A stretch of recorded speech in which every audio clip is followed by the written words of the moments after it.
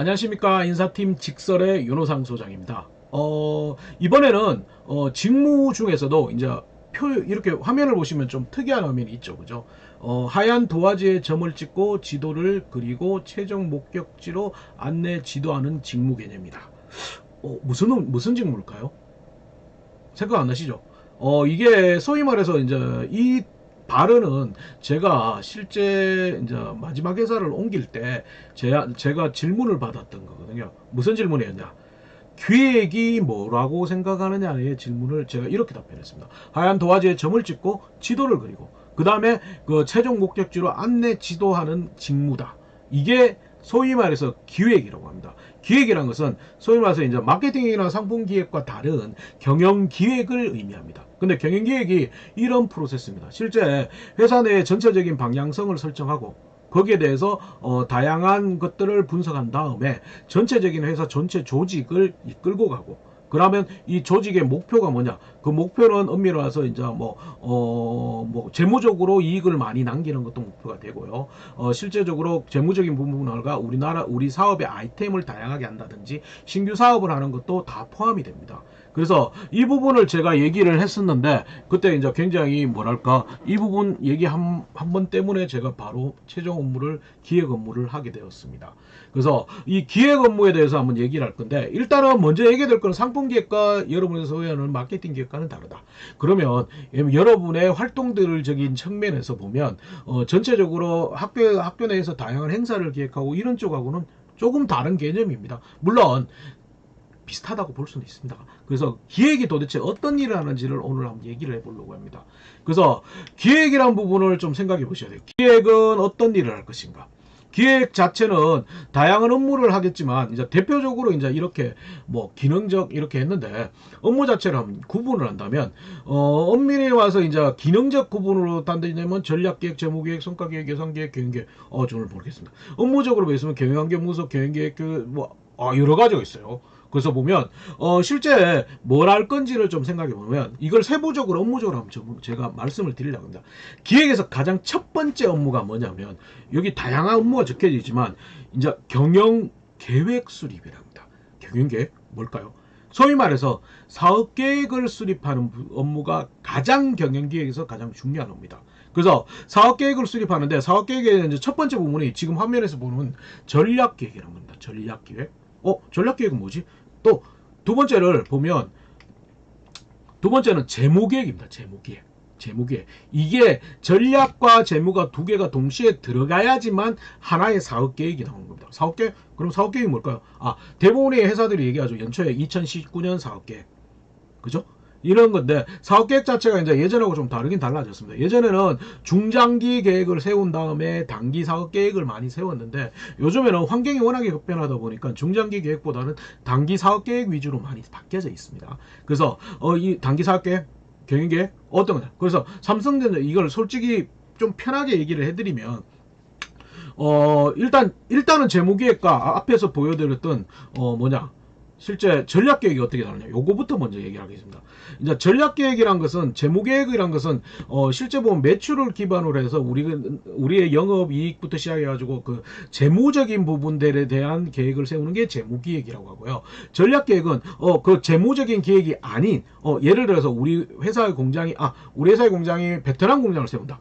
그러면 이 베트남 공장을 부지부터 해가지고 런칭해서 정상화 가동할 때까지의 이런 부분들을 세우는 겁니다. 물론 전략계획은 신규 공장뿐만 아니고 다양한 것들이 많이 들어가겠죠. 그래서 이게 크게 다른 두 가지가 다른 부분인데, 어떻게 이걸 세우느냐, 여기 보면 밑에 제가 해놨죠. 단기 경영계획 수립 프로세스라고 해놨습니다. 일단은 뭐냐면 이거는 조금 쉽게 얘기하자면, 좋아요. 삼성전자에 일단은 경영기획에서 이제 사업계획을 세웁니다. 근데 사업계획을 어떻게 세우냐? 일단은 6월이나 7월쯤 되면 일단은 뭐냐? 일단은 내년에 만약에 원래 2019년이라면 2020년에 시장의 동향을 뭐 좀 조사를 합니다. 일단은 글로벌 시장이 어떻게 되며 그리고 삼성전자의 원가에 영향을 줄 수 있는 뭐 돈가부터 유가 뭐 각종의 재료비 이런 영향을 줄 수 있는 뭐 이런 거 환율 이런 것들을 다 예측을 합니다. 물론 이 예측은 조금 있는 대기업들은 자기의 자체적인 경제 연구원의 자료를 가지고 하는 경우가 많지만 대부분은 중견 중소는 셀이라든지 다른 연구원에서 발표한 자료를 수용해서 하는 경우가 많습니다. 그래서 그런 외부 그 환경을 합니다. 그래서 외부 환경은 글로벌 환경도 있겠고 우리 국내 환경도 있겠죠. 그 다음에 외부 환경을 분석하고 두 번째는 뭐냐? 외부 환경뿐만 아니고 우리 내부적인 우리 회사에 대한 경쟁력을 분석합니다. 그 속에는 뭐 시장에 대한 분석도 있을 거고 경쟁사에 대한 분석도 있을 거고 이런 다양한 환경적인 걸 분석합니다. 근데 여기서 같이 하는 게 뭐냐? 아까 했듯이 이건 전략계획인데 재무계획이 있다고 그랬잖아요. 재무계획은 실제 한 6개월이나 7개월 7월달 되면 실제 뭐냐면 올해에 실제 보면 매출이 월별 나오죠. 이게 경영계획에서 이제 월별 관리를 하거든요. 그 월별 관리를 하는 걸 가지고 12월까지를 넣어가지고 추정 손익을 뽑습니다. 그래서 뽑으니까 오늘의 영업이익이 한 5% 정도가 됐다 이럽니다. 그러면 환경분석 자료와 그 다음에 올해 매출 예상 자료를 가지고 일단은 CEO를 찾아갑니다. 그래서 CEO를 찾아가면 CEO가 내년에는 환경이 좀 나아지네요. 그 다음에 뭐 전략적인 것도 괜찮고 내년에 재무적인 게 좋기 때문에 그러면 내년에는 영업이익을 일단은 10%는 목표로 한번 세웁시다. 그리고 전략적인 부분은 이런 것들 내년에는 베트남 공장이 원래는 다 됐기 때문에 내년에는 남미나 브라질 쪽으로 진출을 합시다. 그 다음에 뭐 상품 쪽은 이런 식으로 좀 합시다. 이런 식으로 이렇게 뭐 CEO의 경영 방침을 받게 됩니다. 그러면 그걸 가지고 경영계획에서 그걸 다 못 뽑죠. 그걸 다 사업계획을 못 짜잖아요. 왜? 경영계획이 생산계획, 뭐 마케팅계획, 연구개발계획 이런 거 모르지 않습니까? 그러다 보니까 어떻게 하냐. 경영계획이 그 방침을 가지고 내년 환경 분석 자료, 경쟁력 분석 자료, 그 다음에 저희 CEO의 경영 방침을 그리고 뭐 그걸 가지고 실제 전사에 이렇게 뿌려줍니다. 뿌려주면 삼성전자 같은 경우는 각자의 그래서 메모리 사업부, 무선 사업부, 그 다음에 뭐 가전 사업부, 뭐 이런 데서 각자 이렇게 그걸 기반으로 해서 이렇게 내년도 계획을 짜옵니다. 그러면 그걸 이렇게 짜오면 경영계획은 그걸 가지고 전략적인 건 전략적으로 뭐 결정을 하면 되니까 모은 다음에 전략에 대한 풀을 만들고요. 그 다음에 재무 쪽에는 매출을 기반으로 되니까 매출에 대해서 이제 각자 이렇게 짜봅니다. 그러면 내년에 그 각자의 제출한 뭐 목표를 보니까 실제 내년에 영업이익은 CEO는 10%를 하라고 했는데 실제 보면 한 7%밖에 안 됩니다. 왜? 현업에서 자꾸 낮추려고 하거든요. 왜? 그걸 초과 달성해야지 자기들이 성과급 받기 때문에. 그래서 그러다 보니까 경기가 안 되기 때문에 10%를 맞추기 위해서 현업하고 계속 협의를 합니다.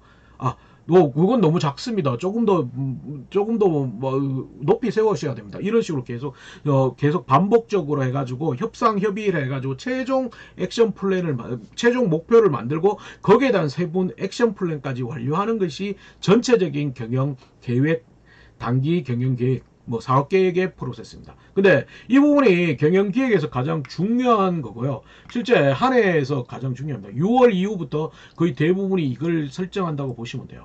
그러다 보니까 이게 굉장히 예상보다는 힘든 프로세스입니다. 힘든 프로세스. 그래서 그런 형태로 되어 있고요. 그 이외에는 어떤 업무를 하냐? 성과 경영이라고 그래가지고 아까 사업계획상에서 각 팀별, 본부별, 뭐 사업부별 목표를 세웠죠. 그 목표에 대한 평가를 합니다. 예를 들어서 사람에 대한 평가를 해서 연봉에 반영하는 것은 인사 파트에서 하고요. 여기서 뭐냐, 조직, 팀, 사업부에 대한 평가를 합니다. 왜? 사업계획서에 각장의 뭐랄까 목표를 다 해놨기 때문에 그 목표에 대해서 거기를 분석해가지고 그 목표를 달성하면 그 사업부별로 성과급을 주는 데가 여기입니다. 성과급. 그래서 인센티브라고 하죠. 그래서 삼성전자는 반도체가 다르고 가전이 다르고 각 사업부가 다르죠. 그래서 그런 부분을 하는 거고, 그 성과 경영 속에서는 뭐 신규 사업성 성토라든지 신규 M&A 이런 부분도 약간은 들어가긴 들어갑니다. 그래서 여러 가지 뭐 얘기했듯이 영어가 많은데 뭐 CSF부터 KPI부터 시작해 BCS 여러 가지의 기반으로 하는데 이게 굉장히 어려운 건 아니고요. 예를 들면 목표를 측정할 수 있게끔 계량화 수치화한 게 뭐 수치화해서 관리한다고 보시면 돼요. 이거는 최종 연말에 평가를 하는 것도 아니고 월별 계속 주기적으로 계속 평가를 하고 있는 단계입니다. 그래서 그런 형태가 있고요. 그 다음에 이제 가장 주요하는 일상적인 업무는 예산을 관리합니다. 예산 관리하는데, 이 예산이라는 것은 우리가 국회에서 예산을 정하면 그 예산 이상으로 못 쓰잖아요. 그 이상 예로도 못 사는 것처럼 경기계획도 사업계획성에서 예산을 정합니다. 정해가지고 거기에 대한 것들을 통제하고 관리하고, 만약에 추가적으로 필요하다면 이 경영기획실장이나 팀장의 협의 사인이 없으면 예산 집행이 안 됩니다. 진행이 안 됩니다. 그래서 제가 기획팀장 할 때도 굉장히 이제 이 부분 때문에 이제 주말에도 계속 전화 오시고 막 그런 것들이 많아요. 실제 본부장부터 팀장님까지 계속 전화오고 이런 것들이 많아요. 그래서 이제 예산을 관리하는 때가 있고요. 그 다음에 예산 이외에는 이제 뭐냐면 경영 개선 활동, 전사의 재무적인 원가라든지 여러 가지의 개선 활동을 같이 하는 경우가 있습니다. 그래서 왜냐하면 전사에 대해서 통제라고 하기보다는 전사에 대해서 좀 포괄적으로 알 수 있는 부분이 경영기획 파트이기 때문에 경영기획의 주도하에 다양한 뭐 TFT를 만들어 가지고 이런 다양한 활동들을 많이 하고 있는 상태고요. 그리고 대부분 일상적으로 하는 행태는 회의체 관리를 경영기획에서 합니다. 이제 회의체라는 것은 단순히 사업계획만 던져놓고 끝나는 게 아니고 그걸 주기적으로 점검하는 거. 그래서 회의체 주기는 뭐 주간, 월간, 분기, 연간 있을 수 있고, 임원, 뭐 본부장, 사업부장 회의를 다 관리합니다. 그래서 이 회의체 관리 때문에 이제 대부분 오해하는 게, 경영기획 파트는 사업계획 파워포인트를 굉장히 잘 써야 됩니다. 근데 그걸 반드시 잘 써야 되는 건 아닙니다. 경영기획은 뭐냐면 사업계획서를 그게 이제 파워포인트 프레젠테이션을 하는 부서가 아니고, 그 각종의 자료를 가지고 분석해 가지고 그걸 경영자의 의사 판단을 할 수 있게끔 서포팅하는 부서이기 때문에 이런 그게 그 파워포인트를 잘해야 되는 건 아닙니다. 그 다음에 이제 뭐 위임전개라는 업무부죠. 이거는 위임전개라고 하는 것은 실제 뭐냐면 뭐 금전에 따라서 누구까지 결제를 해야 되냐, 업무 특성에 따라서 누구까지 결제하느냐, 이게 각각의 팀별로 다양하기 때문에 그 부분에 대해서 전체적인 회사 전체를 총괄하면서 그 위임전개를 결정하는 사항이 있고요. 그래서 그런 부분이 있습니다. 그래서 경영계획을 보시다 보면 굉장히 뭐랄까 포괄적인 업무부터 시작해가지고 회사 전체적인 업무들을 굉장히 많이 하고요. 가장 핵심적인 것은 경영기획은 CEO 사용주를 대변하는 부서입니다. 그래서 조금 외롭습니다. 왜? 사용주 CEO들은 엄밀해서 경영기획에 이렇게 막 오다를 내려줍니다.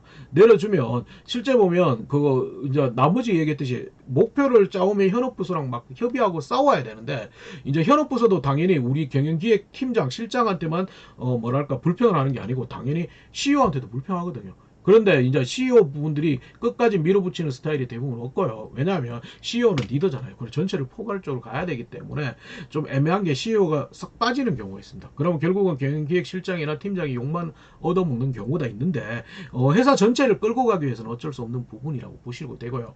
여기에 나열 안 되던 M&A라든지 신규 사업 검토라든지 이런 것들도 경영기획에서 많이 하고요. 그 다음에 경영기획은 뭐랄까 CEO가 하명하는 것, CEO의 지시사항을 이행하는 부서기 때문에 이런 일상적인 이외의 업무도 굉장히 많습니다. 다양한 개선 활동에서도 항상 보면 제일 앞에서 리더 역할을 굉장히, PM 역할을 굉장히 많이 하는 부서다. 그렇게 보시면 됩니다. 그리고 이제 경영기획이 이제 인사 파트보다는 요즘에는 힘이 좀 있습니다. 왜? 인사 파트는 예전과 다르게 이제 사람에 관련된 거고, 경영기획은 철저하게 돈에 관련된 겁니다. 그렇기 때문에 이 돈이란 부분이 예산이란 게 연관되어 있기 때문에 다른 부서보다는 굉장히 힘이 있다. 그런데 다른 부서와 항상 많이 싸운다. 그리고 다른 부서와 함께 일을 하다 보니까 여러 가지를 좀 솔선수범해서 많이 알아야 된다. 이런 부분이 좀 있다는 거. 그래서 결론적으로 얘기하면 경영기획은 여러분이 아시는 마케팅이나 상품기획과는 전혀 다른 기획이다. 그렇기 때문에, 그리고 전체적인 회사 내에서 가장 리딩 부서라고 보면 됩니다. 그래서 엄밀해서 이제 좀 뭐랄까 굉장히 똑똑하고 회사 전체를 경영학적으로 다 이해하는 부분들을 알고 회사 각각의 파트를 이해하는 사람을 모집한다는 걸 좀 기억하시면 되고요. 경영기획 업무는 전체적으로 말씀을 드렸고, 경영기획 업무를 준비하기 위해서, 입사하기 위해서 어떤 걸 준비할 건지는 다음에 또 다시 한번 정리해서 말씀드리겠습니다. 오늘은 회사 전체에서 리딩 부서, 가장 힘 있는 부서, 가장 신입사원이 조금 소요가 좀 적기는 적습니다. 적은 부서지만 좀 폼나는 부서는 경영기획에 대해서 말씀을 드렸습니다. 다음 시간에 또 만나겠습니다.